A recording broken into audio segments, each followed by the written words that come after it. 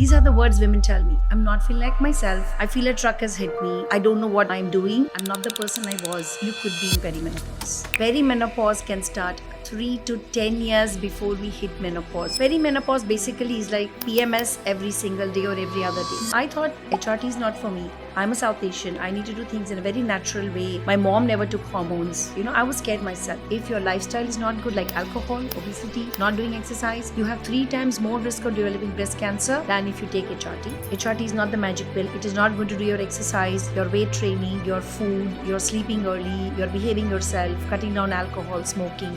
That's your choice. So, aging is natural, suffering is not.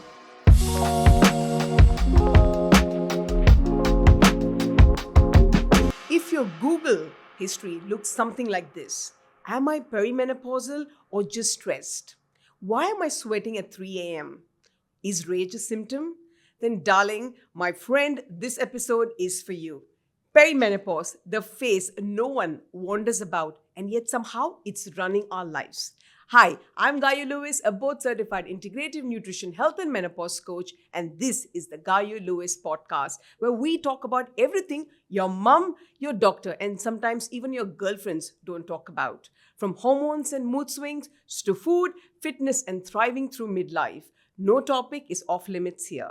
And today, we are diving into the most misunderstood stage of a woman's life, perimenopause, with someone who's going to give us real answers. Joining me today is Dr. Priyanka Mehta, a leading gynecologist and a women's health specialist.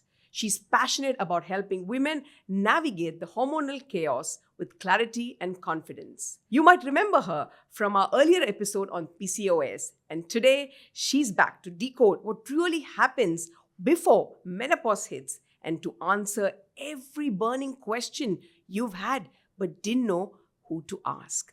Dr. Mehta, thank you so much for joining me today. Thank you, Gayu. It's always a pleasure to be here. And thank you for the beautiful introduction to me and also to perimenopause, because perimenopause can just be there around the corner beside you and you never know. I think it's a perfect start to our entire conversation, because I wanted to start with this burning question that probably most every woman, right, is wondering, like, how do I actually know if it is perimenopause, or is it just stress? Is there any test? Are there any checklists, symptom checklists that I can, follow? What is it? How can we help women understand that, darling, yes, this is perimenopause? So let me just go back to the beginning. As women and girls, we are born with fixed number of eggs. Just remember the number, 2 million at birth. And from birth, this number starts to reduce, all right? By the time we start our periods, puberty, this number 2 million becomes 400,000.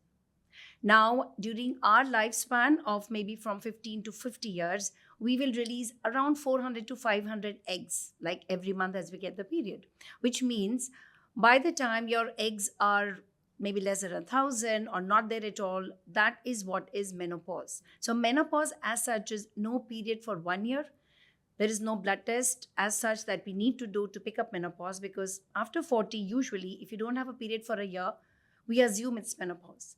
Now, the range of menopause can be from 45 to 55, even though the average age is 51, but there are studies that South Asian women like us can even hit menopause as early as 45 or 46. Perimenopause can start 3 to 10 years before we hit menopause, which means even in the mid-30s, if you're not feeling like yourself, something has hit you. These are the words women tell me. I'm not feeling like myself. I feel a truck has hit me. I don't know what I'm doing. I'm not the person I was. You could be in perimenopause. So are there any tests that we can do to determine, like if I'm going to be diabetic and I test my blood and they'll be like, okay, your sugar is up and down. Is there any test like that? Because, you look in the market, there are a lot of people that sell you saying this is your perimenopause, decoding blood test and stuff like that. Does it really exist? So there is no blood test to pick up perimenopause, because like I told you, it's a phase of transition. But women can actually, and that's what I do in my practice also, I give women a detailed questionnaire. We have a lot of questionnaires like a green climacteric scale, and multiple questionnaires are available whereby you can just track your symptoms. Because like menopause is not a disease, it doesn't fit into a box, it's not an illness. Perimenopause again can hit different women different ways. So the first thing is symptoms. look at the symptoms that you're going through, whether it's related to brain fog, anxiety, many symptoms can be there, weight gain, hot flashes, night sweats. And then once we have gone through the more than 100 symptoms which can be there, even surprising symptoms like itchy ears, electric sensation. Some women just say they start getting this acid reflux, which was never there before, doing the exercise, gaining weight. So all these things are part of the symptom tracking, and you have to track your symptoms every month, like what's going on, because perimenopause basically is like PMS every single day or every other day. All right. Wow. When we look at blood tests, okay, when we and imagine the partners, Yeah. you know, if you have PMS every other day, these guys and your family, your Yeah. children, it's crazy. Now, blood tests, when you talk of blood tests, so there is, if you look at the guidelines from the American Society or from the British Menopause Society, there is no specific one blood test for us to say, okay, you are in perimenopause. But we can track your test. Like the test I usually do is we can test your AMH, which is the anti-Mullerian hormone. It will give us just an idea or a range, because this is the test for egg reserve. Often testing your hormones on day 20, that means the second half of your cycle, when your progesterone and your estrogen or estradiol should be at a higher range, can give us an idea. Because sometimes perimenopause could actually be PCOS, because you don't have progesterone, you don't get your period properly, you gain weight, acne, all the symptoms. Brain fog can also happen in PCOS. So that's why testing the hormones, the estradiol, progesterone, sometimes AMH, FSH, LH on specific time of your period cycle could give us an idea. But we don't need a blood test to pick up perimenopause. We don't have a blood test to, diagnose perimenopause. And often we go by your symptoms, and then we coach you whether we want to give you supplements or we want to give you some kind of hormone therapy. So it's based on your symptoms, but having the numbers of the hormones can give us a good clue as to what's happening. At the same time, I will also, because I don't just look at the hormones. So as women, I've seen a lot of women are also having anemia, low hemoglobin, low ferritin levels. They could be feeling fatigued. Hair loss is a common symptom, which can actually be because of either thyroid or some Hashimoto's thyroid antibodies. Because surprisingly, there have been studies which have linked the onset of perimenopause and menopause to a lot of autoimmune conditions. Okay. It's mind-blowing when I sit in my clinic and I see women who are like, I was okay till a year back, and now I have a nodule in my thyroid. I have Hashimoto's. There's a problem with my autoimmune system. I've got rheumatoid arthritis. At the same time, when you check their hormones, there's a lot of fluctuation in the hormone level. So that's what, is you need a clinician also who can understand the hormone test, but there is no blood test to pick up that you are in perimenopause. And that's where the confusion comes. Very interesting. Generally, doctor, they say, the first symptom that you should that you can notice visibly is your irregular periods. They don't come in the regular 28 or 30 days, depending on your cycle. Is there any other symptom apart from this which will help you determine, or at least give you a cue that, yes, you're probably in that phase? So like I told you, I think all women in their mid-30s to 40s should be aware. And that's the awareness we are trying to spread with these podcasts, isn't it? Yeah. So not many women actually are coming with the typical poster symptoms of hot flashes and night sweats. A lot of women use the term that I'm not feeling like myself. And there is a study also which was published in last year's Menopause 2024 journal in May, which says that they have done survey for women where they have given the questionnaires, and women do respond to the questionnaire that I'm not feeling like myself. So they have to look at things like, is it brain fog, anxiety coming out of nowhere, feeling low, after ruling out, of course, that it's not an anxiety or depression in the true sense. But symptoms, like I told you, for perimenopause can be from top to bottom. So sleep issues are something which women can really come up, like they're not able to fall asleep and then they wake up at 3 a.m. This is very typical of deficiency of progesterone, because progesterone basically is like nature's sleeping pill or Xanax. So without the progesterone, you will wake up, right? Then coming to this weight gain. So women suddenly, they're eating well, doing the exercise, a lot of cardio. In fact, they start eating less because there's this belly fat or food belly which comes in. So weight gain, brain fog, sleep issues, sudden mood swings, what we call even as menorrhage. I've had women come and say that by evening, I don't want my family to come close to me. I'm not the person, snapping at workplace. And these are real social issues which we need to, think about. So going through these questionnaires which are available online, going through the whole symptom checklist can actually give them a good idea. Maybe I need to check my hormones. Okay. Brilliant. Doctor, I want to ask you this. What's your first red flag that makes you as a gynecologist immediately think that this is perimenopause and they're not overacting or, Yeah. overreacting to certain symptoms? So when I test the hormones, I'm checking your estradiol on your second day and then your estradiol on your day 20. And I'm surprised sometimes that the estradiol is even very high, even up to 600 and 1000, whereas the maximum it should go is only up to 200. And there is no progesterone at all. So that's the hormone imbalance, which often is the daily imbalance and the daily fluctuating level of the hormones.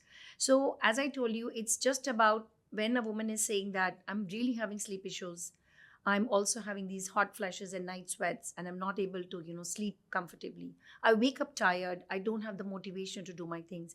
We don't have to blame it all on anxiety and depression. And of course, if it's also related with their period. So it's a mix of all. Okay. So some women, the periods can become very irregular and they don't happen and scanty. So a lot of women just come and tell me, yesterday I had a lady, 44, she has 5 kids, and then she comes in crying. And I was like, why are you crying?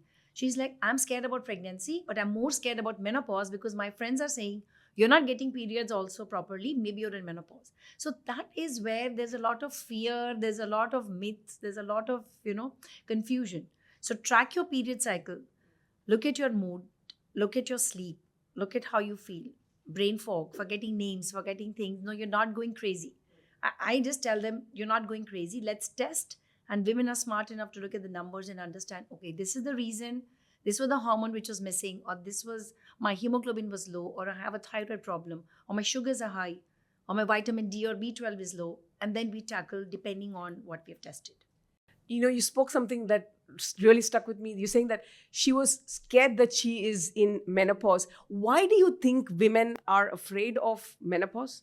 I think even our mothers have never spoken to us about menopause, right? Menopause has always been something which happens to an old lady who is maybe going to like falling off a cliff, right? If you're 55 or 60, you have gray hair, you can't walk. That's a menopausal woman.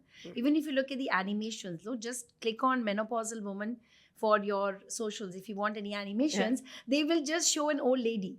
And I'll be like, why do you have to, just typecast that this is only menopause? In fact, menopause can even happen earlier. I've seen women even at 25 and 30 go through what is called as a premature ovarian insufficiency or a premature menopause. So it's a fear of either getting old or not looking good or getting weak, or it's the phase of transition we've never been spoken about. Like for puberty, when you start our periods, at least in school there are education programs. Teachers tell us, someone gives us a pad to keep it in your bag, and your friends tell you, and it's some kind of something exciting is happening. In some cultures they do even parties. So we do need to have more peri parties, I guess, right? Perimenopause parties, kind of. Yes, ladies, we are going into the next phase of life, because I want to believe menopause as a start or a menostart. Basically, it's a second adulthood. Because being a menopausal 49-year-old myself on HRT, I really feel touchwood healthier than what I was younger with those periods and those cramps and all of the fluctuations. It's a transition to a different you. Like I But said, the it's a fear. graduation, so it's celebrated. Yeah. It's just a fear. But when women come to me, like, when we have a detailed conversation, we have a deep dive into your fears, what's it that's scaring you? The biggest fear is I'm going to become weak. I'm going to become old. Maybe because we've seen our mothers age that way, or we've seen our grandmothers who've either been bedridden or they've had chronic diseases. So the whole part of menopause, actually the loss of hormones, brings about these chronic diseases. Whether you look at dementia, Alzheimer's, depression, anxiety, osteoporosis, heart disease, all of these chronic conditions which women feel safe that we have been, the hormones will protect us. Suddenly when the hormones are gone, it's like, now we'll get old and we'll get sick. So that's the fear more commonly. I know I might get a lot of hit on this for this question, but these symptoms that we speak about, are we over exaggerating this? I mean, if I ask some people, elderly people who've gone through, and they're like, this is just a part of life. It's just natural. It's going to happen. Why are we suddenly talking so much about all of this? Is it the social media that is giving it the attention that it needs, or is it creating more chaos and havoc in people's minds? So I think awareness is key. Like, we've also lived our lives pre-social media. When I remember when I was a student, there was only a pager. We didn't have a mobile phone. But then with social media, with all these apps, our life has become easier because we are able to communicate in a better way. So social media or the awareness of symptoms of problems, we've eradicated so many diseases with the vaccines. So we have to look at women's health in that way. Okay. We would have been suffering. I have seen my grandmothers, one of my grandmother had dementia, the other one passed away at 60 with diabetes. So it's not that hormones or the knowledge now is kind of creating fear. I truly believe that women are taking more ownership of their health now. Women also want to age in a healthier way. I see more women post 40 who want to hit the gym and do the weight training the proper way. They want to take care of their food. They want to really age in a healthier way. So for me, that is the information which I use for myself, and that is what I want to share for the women who come to me. Like, menopause is natural, aging is going to be happening to you, but suffering is not. So I had a smooth menopause myself. I was not on any HRT, and I was also telling women, do a lot of exercise, do yoga, you'll be fine, no problem. But it's the fatigue, the tiredness that actually really prompted me to try the hormone therapy for 3 months. I thought HRT is not for me. I'm a South Asian. I need to do things in a very natural way. My mom never took hormones. I was scared myself. And I actually told myself 3 months and I'll stop. And I'm still taking hormones, but I'm also doing the other things because for me, the information and the knowledge of how my body is changing through the menopausal years is given me more power rather than the fear. I do agree with you. There is a lot of stress and burnout these days because of the constant, especially I see women who are working from home. They never switch off their systems. They're always in the stress cortisol mode. Young people are not sleeping early, right? There is more smoking and vaping, processed food, lot of chemicals everywhere. The water we drink is from plastic. All of those things are happening. So that is also creating, a kind of discontentment. People are unhealthy, and sometimes these symptoms just overlap. Okay. Like if you are not taking a healthy diet through the day, your hemoglobin will be low. I'm surprised, even people who eat very healthy food, they have very low vitamin B12 levels. So for me, testing is important, right? It could just be a vitamin D deficiency. It could not be perimenopause. I have had women who come to me saying, maybe it's perimenopause. They tell me all the stories. But you see the levels are normal, but the vitamins are just not there at all. Or they are diabetic, but they haven't tested. So it could be a lot of things, but awareness is key. Okay. But perimenopause can hit some people in a really bad way. And that is where when we help, women test the hormones, see the levels, just the conversation can change. It can be a game changer in their lives. Okay. But first is for them to address that something is, my something body is telling wrong. me. If your body is telling you something is wrong, like, you need to, for me, wake up in the morning, feel the day is yours, do your task for the day, eat more. That's something I've started doing because girls are eating less. Come on, babes, eat every 2 hours. You need to eat more. You need the fuel for your body. Be able to sleep, have a good night's sleep and wake up again. That's your life. So if there's something missing somewhere, get help. Yeah, true. Like I said, I think social media, again, double-edged sword. One side, it gives you the information. The other side, you see all these 20-year-old with their six-pack abs and everyone is wondering, if I start eating less and if I start working out like her, I will become I similar. also didn't know that there's something called high cortisol if you do too much exercise. Yes. But I was thinking cortisol is something good that we need. But when you start testing, actually, women who are doing a lot of stuff, I've had girls who are like, I'm doing exercise 6 days a week, 7 days a week. I mean, where's your rest day? You're doing weight training on 6 or 7 days. Your body is like asking for help, crying for help, So it's like, just listen to your body and have that 5 minutes or 2 minutes when we wake up. So when we wake up, the first thing we reach out is for phones. Like for someone like me from the hospital, I'm worried, did I miss a call, right? So you're like, I have 2 phones for that. But I try to just spend 2 minutes with my 414 breathing or something, just 2 minutes, because it's like I'm inviting up, my brain is just waking up. If I flood it with a lot of information, the day will be like crazy. So these are these small things which can help younger people transit their life in a better way and not blame everything on perimenopause. Yeah. But now I think coming to a very, very spicy topic, HRT. Yeah, I think a lot of women are unsure of HRT, and I think I really want to unpack as many, questions that they have in their mind with you. It's 2025, and HRT is such a loaded topic now. With yesterday in news when FDA took off the black box warning, do you think it's a blessing, or have they done it without right validation of why this was done? So hormones are not new. The hormones have been used from the 1940s because that time they were giving oral estrogen as Premarin, which was the made from the horse's urine. After they realized only giving the estrogen, and it was only given for hot flashes, and that was the biggest selling drug from the company Pfizer, and I think there was another company there. Okay. Now, after they started giving the estrogen only from 1940s, and then they thought, okay, this is increasing the lining of the womb, let's add some progesterone to it. They also found in 20-30 years that women who were on HRT were aging better. They had less risk of heart disease. So they did the study, WHI study, we all know about it, 2002. In that study, when they started in the 90s, the women, around 100,000 women who were in the study, were actually more than 63. That was the mean age of study. And they were using a different component, which was an oral estrogen made from horse's urine, and a different kind of progesterone. Even in that study, women who have used the estrogen only had actually a reduced risk of breast cancer. And that study did prove that women who were on hormones had less risk of cardiovascular disease, osteoporosis, colon cancer, and other benefits. Now, the vaginal estrogen, the FDA black box warning. Basically, black box warnings are on the inserts. When you buy a medicine, Yep. you have the inserts which will tell you about the benefits and the risks.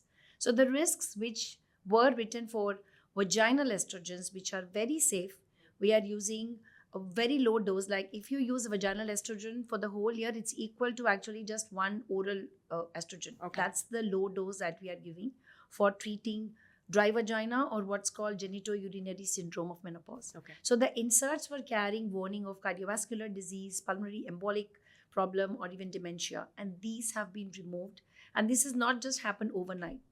Over the past almost 10 to 12 years, there have been petitions. Doctors have presented the recent evidence and recent studies which have showed that the current day hormone therapy, which is a bioidentical or a body identical, same structure molecule that a body makes, is actually not dangerous. So these warnings should not be there, and it is not an early decision which has been taken overnight. Okay. Even though it seems that there was a FDA panel maybe 2 months back, and then they have removed it within 2 months. This has been a 10 to 12 year long struggle by doctors in the US who have been practicing hormone therapy, and they never stopped practicing hormone therapy because they could see through the flawed WHI trial. Okay. I have to ask this question. I recently did a podcast with an oncologist. And when I asked her about HRT, she was like, I don't know why people are taking HRT. HRT will cause cancer. That is coming from a very well-known oncologist. I mean, why is there a discrepancy in the understanding in the medical field itself? So even as gynecologists, we don't receive, the medical curriculum hasn't changed over the past 20-25 years, whereby we are not receiving the recent evidence-based information which is out there in the different society guidelines, like the American Menopause Society, we have the British Menopause Society, where we always, even in the clinic, have a discussion with our clients who come in asking for hormone therapy about the risks of and the benefits of the HRT. So if you talk about cancer as a broad term, we cannot put it, and nobody wants to get cancer by taking hormone. I get this question all the time. If I'm supposed to be in menopause at 35, why do you need to give me HRT? So that is again because of sometimes lack of education and lack of also the latest information which is happening. So even before the WHI, there was no doubt about giving hormone replacement therapy to someone who is in early or premature menopause. So even then we have to give HRT for somebody who has gone through an early menopause. The compounds have changed, the molecules have changed, studies have been done which have showed that hormone replacement therapy does not cause breast cancer, it does not cause cancer. That is what I can tell you on this podcast today. Okay. But we always, when I start the HRT for anybody, I always ask them to do a baseline ultrasound, to do a baseline mammogram and a vaginal ultrasound, so that we know where you are in your, how is your body? Do we have something?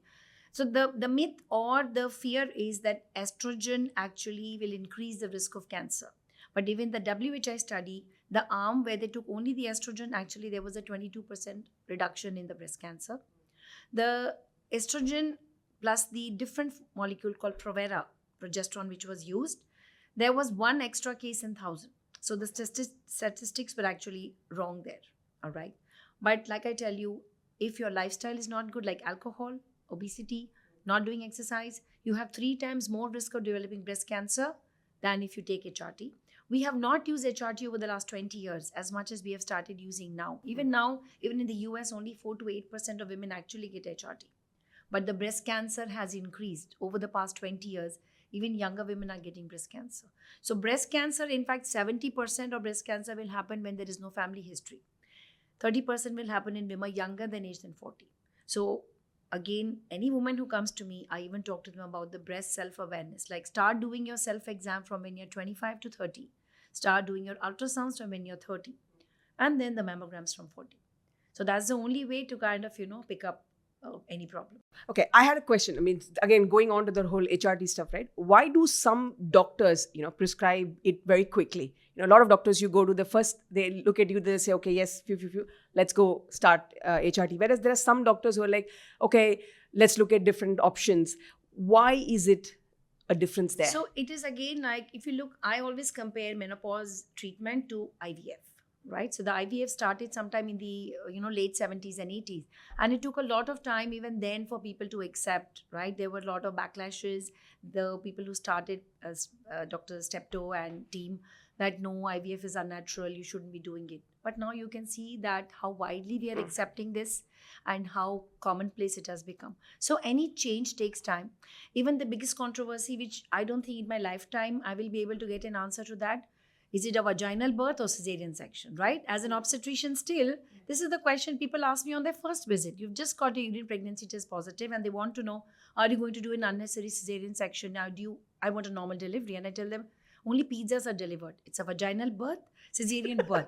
So it all depends on us. So even cesarean is as normal as a vaginal birth is. Yeah. So similarly for HRT, it will take time because if you look at, say something like a GLP-1 injection, people still take it, lose a lot of weight, whereas some people don't take it and lose a lot of weight. So HRT or hormone replacement therapy or bioidentical therapy or medical menopause hormone therapy is not a magic pill quick fix. Doctors are taking their time to get trained, educated, get their certifications, do their exams, read, research, become member of the societies which are advocating the hormone therapy.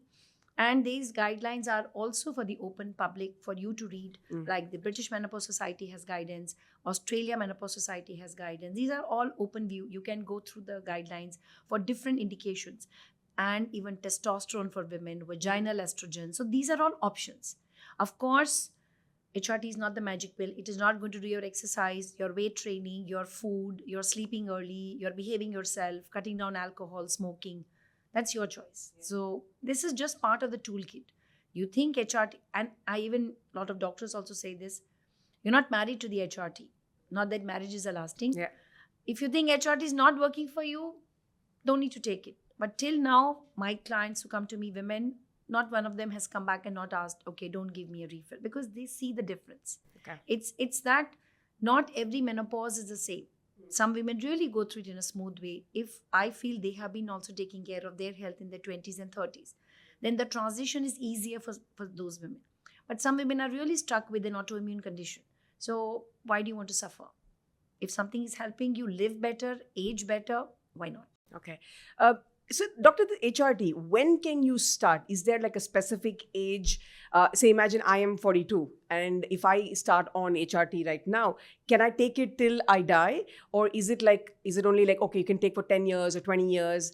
That's my first question. The second is, what age can I start? Like the Right age to start. Not the right age. I'm saying that if I'm post-menopause, if I am 40, 45, 50, 60 also, and I probably did hit menopause when I was 50, can I start my HRT at 60? So I would correct, you can take HRT till you live, not die. Okay. Basically, what HRT can be, so HRT is hormone therapy. We even give hormones for polycystic ovary, PCOS, PMS. So hormones are not dangerous, hormones are not bad. You can start your hormone therapy in the perimenopause also, but we kind of, just top up or give what is missing. So in the perimenopause, and it's very mathematical. When you look at the numbers, most women stop making their progesterone. That's why the cycles get irregular or heavier, because there's too much estrogen and there's no progesterone. So we kind of just start by giving progesterone in the luteal phase, like just 10 days in a month. That is also hormone therapy. We can add in the estradiol as a oral or as a transdermal gel or a patch if your numbers are low, or and also if you get these hot flashes or night sweats. So it's all tailor made. You can start even in your mid 30s or as your symptoms appear. If you are menopausal 5 years or 10 years, so the best time to start as per the guidelines is within 10 years of your menopause. Okay. And up to the age of 60, but that's what the guidance says, and it is changing every minute as we speak. So there are women, I have a client at 68 also, she never stopped taking her HRT from Europe and she still takes, feels healthy, is a dentist, she takes her vitamins and she takes her hormone therapy.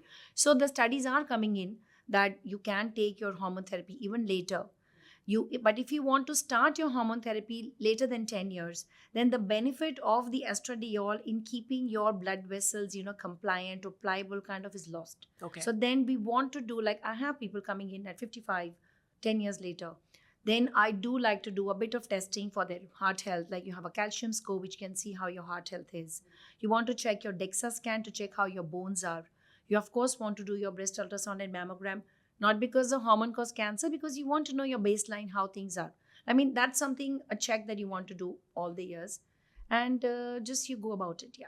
And it's not rocket science when you start, So it's like, this is your supplement box. That's your hormone at your bedside. Use it. Very interesting. So, doctor, what are the safest delivery forms? Pills, patches, gels, or vaginal? There's so many options. What are the questions that women should ask the gynecologist when they're sitting and talking about HRT? So first thing is find a provider, and there are a lot of providers now, even in our city, and who understands menopause hormone therapy or hormone therapy per se, and is also willing to discuss with you, because sometimes those quick 5 to 10, 15 minutes consultations are not enough. All right. So you need to be able to advocate for yourself. Means when you're going for your consultation, you can actually look at some questionnaires, note down the important, symptoms that you're having. Also be ready to do these tests if you haven't done them before, like your thyroid or insulin levels, your hormones, so that we just know where you are in your general metabolic health. Now, when we look at hormones, there are 3 hormones which we're talking about: estradiol, progesterone, and testosterone. Yeah. So testosterone is also a human hormone. There are options nowadays. We have pharmacies which can make testosterone specifically tailored for women. The estradiol and progesterone are the main hormones. So the progesterone is usually only given as an oral or a vaginal capsule or a suppository. Okay. Whereas the estradiol or the estrogen can be given through the skin as a cream or a patch, which we apply on our hand, so it gets absorbed into the bloodstream. We can also give a patch, which you change 2 times a week. There is also option of an oral estrogen and progesterone combination pill, which is not the birth control pill. It's a different product. Like it's a bioidentical, same molecule as your body makes. That's the only thing about bioidentical. All modern day HRT is bioidentical or body identical. Some are made in bigger pharmaceutical, the cost is less. Some are made in smaller bespoke compounding pharmacies, so the cost is higher. But what's the difference between bioidentical and body identical? So this is just a term. So in the UK, just to differentiate the products which are made from the smaller compounding pharmacies, they call the bigger pharmaceutical company products, the estradiol gel and the progesterone, as a body identical. Okay. They are the same. Okay. They can be used interchangeably. So bioidentical sometimes becomes a marketing term whereby you can be sold a bioidentical product, plant-based and all. Again, I'll repeat. All modern day hormone therapy is bio or body identical. Estradiol, progesterone, testosterone. You need to look at the ingredient. This is the same hormone made by your body. Okay. Unlike the synthetic, like the oral contraceptive pill, where we used ethinyl estradiol, and the progesterone component could be different. It could be norgestrel. So the component or the compound kind of is different. Okay. But the HRT in the modern day practice is plant-based, Okay. made from yam or soy. Yeah. Okay.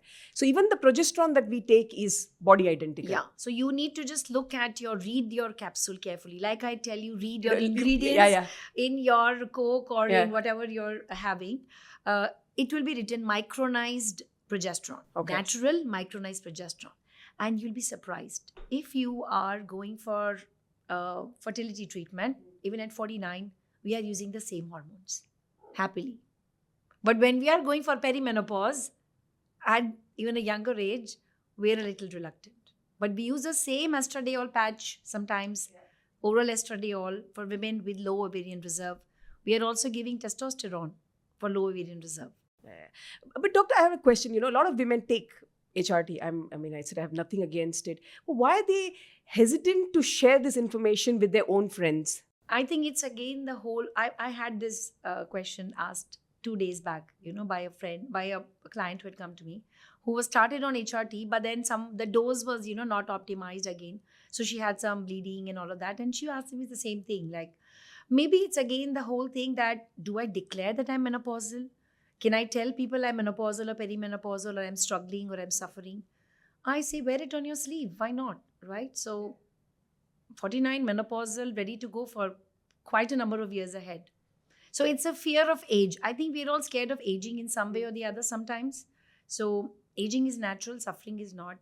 That is where, but I think it's changing. A lot of women who come to me now are like, I asked in this group or my friend recommended, please go and see her. She'll look at your hormones and get it done. So it's about just finding your way out. I've got one more question on HRT. I think it's such a spicy topic. If someone considers taking HRT and then they stop, does the symptoms rebound? So we're basically just replacing the hormones what we had. So when you stop the hormones, the symptoms come back, but sometimes not in as furious way, but they do come back. Like some women do say, okay, I'm 60 or I'm 55, I've taken the hormones for 5 years, I want to take a break for some time. And sometimes the hot flashes and night sweats kind of melt away. So many women kind of don't complain of those. But the fatigue and the tiredness does come back. So the HRT will be beneficial. So it's very individualized. That's why we don't have a cookie cutter, one size fits all approach. But when you start the HRT or the hormone therapy, you will not want to stop it because it's helping. Yeah. Like even when I try to do that, but you see the sleep is affected or something. So then you just get back on the HRT. Yeah. Okay. Are there any other alternate therapies apart from HRT? I'm a holistic coach and I work on the whole naturopathy side as well. But just for general people to understand, are there any natural therapies apart from HRT or something that even can complement HRT that will help women? So not everyone needs to take hormones because again, hormones are just part of a lot of other things that we need to do in menopause. So there are non-hormonal options whereby there are some neurokinin inhibitors. There are certain medications which are also used for, like there's something called oxybutynin, gabapentin. So all these medications can help with the acute symptom of hot flashes and night sweat. So again, like I told you, menopause as such is not fitting into a box. It's not a disease per se. And when you talk about your food, right, our protein should be at least 80 grams per day. Hardly, I think we're getting 30 to 40. So protein, more fiber, more probiotic, the weight training, mindfulness, finally keeping yourself as number one in your life. I think that is something women also need to change. Because the same time the empty nest hits, right? Yeah. They kind of start feeling worthless. The whole feeling of, what am I going to do? So finding something which becomes your, mission or something that keeps you occupied, and all of those things are also important. There are products also which contain like isoflavones, soy, having food which is rich in soy and tofu and things like that also kind of, help. And then you have these supplements with black cohosh. Yeah. But nothing, I think you have to always just have a talk with a naturopath or with a practitioner who understands this. I'm seeing a lot of people just abuse something, ashwagandha. Yeah. It's like, I'm also taking this, I'm also taking that. I'm also taking a mix of, so whenever they say I'm taking a mix of herbs, please send me the picture. And then I see ashwagandha 70 or 200 milligram and all of that. And they've been taking it for a long time. So yes, we do need to, ashwagandha does help, but it's related to your cortisols. If your cortisol is high, you can take it for a short time. But don't just take anything over the counter which is saying that because a lot of meno washing is happening. Yeah. Lot of supplements which are fixing. Yeah. things. In fact, I saw a face cream like, for menopause. Like, excuse me, menopausal face cream? What are you selling to me? I always say nowadays, I think the whole supplement and pharma industry, they just put Meno in front of anything and they know It's that a big industry. yeah, but the women are confused and they just want any solution, right? And then they go for it. And I think it's selling. That's why they're making it. So in my practice, I actually work with my very good friend who's a dermatologist. She's younger, and another one who is an endocrinologist. So we kind of, within us, we kind of do the testing, just make sure because it's not just one gynecologist giving you one pill. No, it's a lot of things. So many women come asking for HRT, but when we find there is something else and we fix that, they feel much better. Yeah. So it is looking at your health in a very holistic way that will make all the difference. I guess starting from your 30s, you have to just start looking at your hormones and your blood tests and all, because in your 20s you can do whatever. 30s are also good, but as the switch flips in 40 and 45, time to get serious. And then it's, I think, start looking at yourself, right? That's Yes. more important. What's one conversation we should start having with our partners during perimenopause, which we usually don't?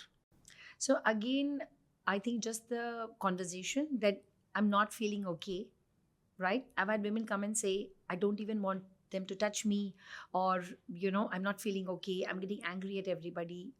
This is the whole conversation part, and communication is something. So sometimes I'm very happy when the partner is bringing his wife, that, not fix my wife, but I'm like, okay, you can just be at home and guide her through this. A lot of resources are available also for the man in the house, so that they can also understand that your wife is not going crazy. We can actually help her out with whatever we are doing. So just listen to them, try to notice, understand, and just be there for them sometimes. In my house, they make a lot of fun of me. My kids, my husband, they all make too much fun of me. They saying, oh, this is mama's perimenopause brain. I know. So from the hormonal, it goes to, so in fact, with my family also, I just kind of tell them, okay, I've had a long day. Please don't talk to me for 2 hours, because I may just snap at you. So in spite of the HRT and the food and all those mindfulness, which I have done in the hospital, when I'm really tired, I'm like, just don't. So I think communication is important. And even if you've had a blast or a fight at home, I think then again, making up or patching up. So I use this text a lot, like, okay, I behaved this way. I'm sorry. I was going through this. So that can really help, create things. It helps your environment around the house get better. We spoke a lot. I think a lot of good information. But I think we're coming to a nice spicy segment we've introduced called Hot Seat, Cold Truths. Yeah. Okay. So quick answers in general. Yeah. Hot flashes or hot opinions? Hot opinions. Coffee or collagen? Coffee. Is HRT overrated or misunderstood? It's more misunderstood, but we're getting there. Periods, miss them or don't? Actually miss them. You miss them, huh? Oh, sorry. I don't. You don't miss them. So you Oh, don't miss not them. at all. Not at all. Libido, hormone or mindset? It's a mix of both. But hormones can make a lot of difference. Vaginal estrogen, miracle or meh? It is a miracle. Sleep or sex? What disappears first in perimenopause? Sleep. Sleep or sex? Which one do women need more right now? I guess both. Without the sleep and the sex, you're kind of lost. The most annoying advice women get from doctors? It's okay. It's in your mind. It will get okay. You're seeing a lot of social media. I think you should just go home and rest, and it's all in your head. 3 words to describe perimenopause. Well, it can be like a wildcat in the room, and you really don't know. So it can be wild, wicked, wacky. It's all the W words now. One menopause myth you'll print on a t-shirt. Women get old after menopause. The one book every woman should read before 40. So The Due Menopause is a good book to read. Menopause Brain is something I'm reading, which is blowing my mind again, that, periods and how the brain and ovary communicate with each other. It's mind baffling. If you had to write a book about women's health, what would you title it? Maybe Menomind. Mind. One food you'll ban from every woman's plate. I don't like to ban food. I always tell women, just enjoy. Call it your treat meal. Don't ever call it cheat meal. Eat what you want. Eat as much as you want. And that freedom. But of course, too much fries are not good. Okay. My daughters should not be listening to this.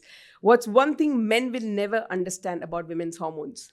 The mood swings. The meno rage. The rage that happens at the end of the day out of nowhere. One thing you'll secretly wish every woman would start right now. Just check your blood levels because it can make a lot of difference. Okay. Thank you for all the honest truths that we wanted to hear. Doctor, you know the drill. We've come to the last segment of the podcast called the 1%. What's your 1% advice for the men in our lives, especially for those men dealing with perimenopausal women? So I guess because the world has changed. So for men, they always equate their wives or partners with their mothers, right? They sometimes want their wives to cook like their moms or behave like their moms. But your wife is not your mom, all right? And also the modern day, a working woman with managing a lot of things, a lot of stress is there. So just sometimes give her a hug. But of course, maybe give her a warning before you give her a hug because she may be in that ragey. Don't mood. touch me! Don't touch me. But just listen a little bit more. Be a bit more observant, right? If this is the woman you married or this is the lady whom you loved and you've been together for a long time and there's something not okay, just sit down, message her or take her for a coffee or just for a date. And, date nights are important also so that, the couples get their time together and just start listening and observing like what's just happening to her. That will go a long way. Amazing. Any parting advice for the women listening? What's the advice that you want to give them? So as women, I don't know if we are trained that we always need to put ourselves, second or third. So first you start at work also, you want to just be saying yes to everything. So learn to say no sometimes and also now become the main character in your movie, at least now, in your perimenopause and menopause. Brilliant. Some very, very wise words.